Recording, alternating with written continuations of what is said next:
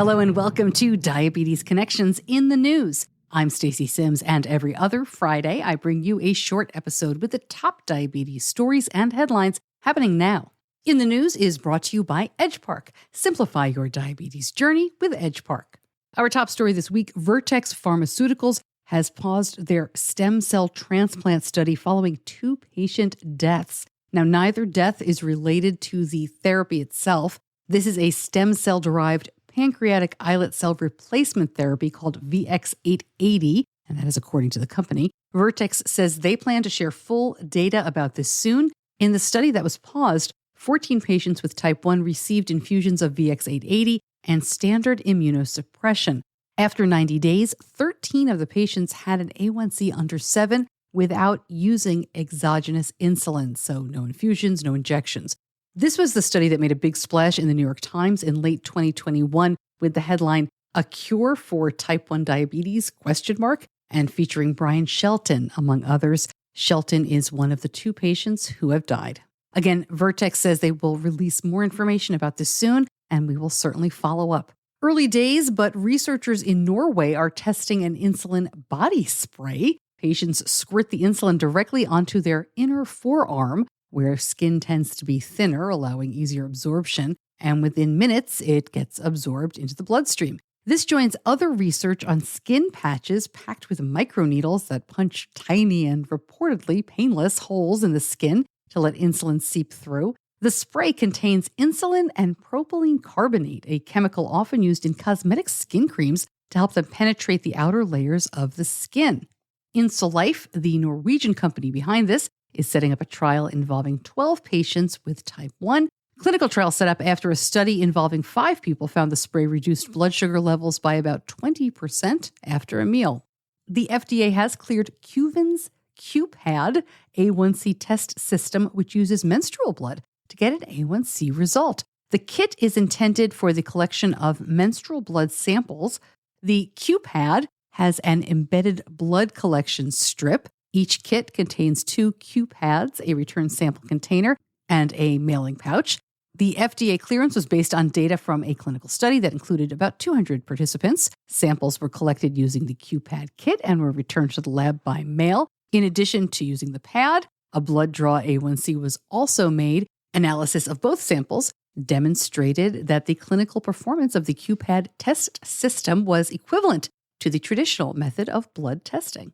We're learning more about Dexcom's upcoming CGM designed for people with type 2 who don't use insulin. It's to be called Stelo. They've submitted to the FDA with an eye on a late summer launch. I was at the announcement last June at the ADA conference. This is a system that will have very few alerts or alarms. Stelo looks a lot like the G7, but will have different software and will last for about 15 days per sensor.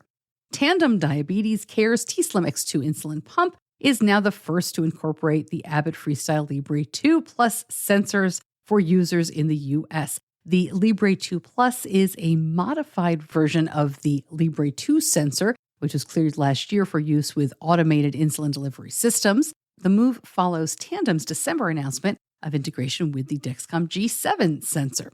If you use Omnipod 5 with an Android, there's a software update you need to do. The FDA has issued a Class 1 correction recall due to a software error that occurs when the user enters a bolus amount less than 1 unit without putting a leading 0 before the decimal point. This recall is not a product removal. Users should already have received an alert that won't let them use the app until they do the software update.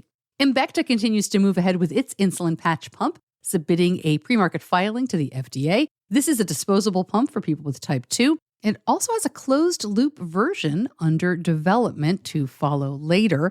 That version features an embedded algorithm that requires Embecta to run a separate clinical study.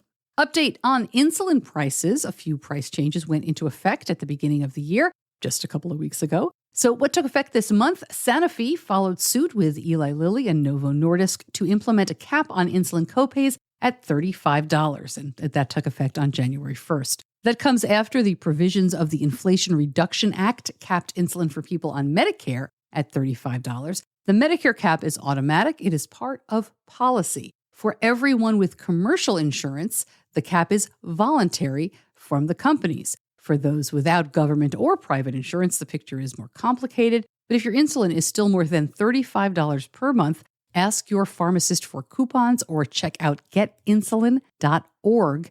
That can help you find a better price. Right back to the news in just a minute. But first, Diabetes Connections is brought to you by Edgepark. And Edgepark's variety of automated insulin delivery systems from top brands such as Medtronic and Tandem make managing your blood sugar easier. Plus, Edgepark accepts most insurance plans and handles the paperwork so you can focus on other important things. Find out more. Go to diabetes-connections.com and click on the Edgepark logo to learn more about Edgepark's insulin pumps, supplies, and CGM devices. Back to the news now, and young adults who reported higher stress during their teenage years into adulthood were more likely to have high blood pressure, obesity, and other cardiometabolic risk factors than their peers who report less stress. Cardiometabolic risk factors often occur together, and they include obesity, type 2 diabetes, prediabetes, and high blood pressure. These are the most prevalent chronic health conditions in the U.S. and collectively account for nearly a quarter of all deaths in this country.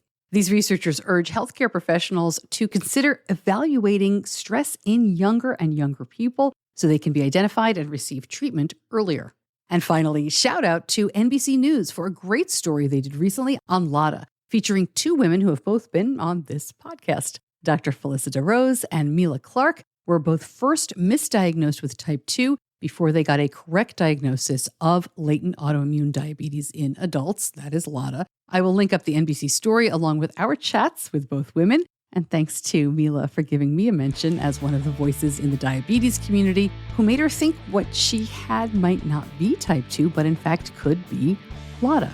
And that's it for Diabetes Connections in the news. If you like what you heard, please share the show with somebody else. I really appreciate that. Thank you so much for listening. I'm Stacey Simms. I'll see you back here soon. Diabetes Connections is a production of Stacey Simms Media.